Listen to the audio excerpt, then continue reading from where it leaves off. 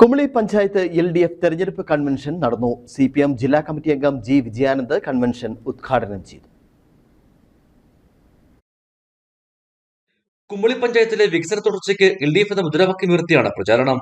കഴിഞ്ഞ 5 വർഷം നടത്തിയ വികസനങ്ങൾ ചൂണ്ടിക്കാട്ടി 22 വാർഡുകളിലും ശക്തമായ പോരാട്ടം നടത്തുകയാണ്. കോവിഡ് മഹാമാരി അത് ഏറ്റവും സുപ്രധാനമായി ഏറ്റവും കുടികുത്തിവാഴുന്ന സമയത്താണ് നമ്മുടെ സ്ഥാനാർത്ഥികളെ മത്സരിച്ചത്. നമുക്കറിയാം, നമ്മളെല്ലാവരും മാസ്ക് ധരിച്ച് യഥാർത്ഥമായ മുഖം നമ്മൾ കാണിക്കാതെയാണ് നമ്മൾ തെരഞ്ഞെടുപ്പിൽ നമ്മൾ അഭിമുഖീകരിച്ചത്.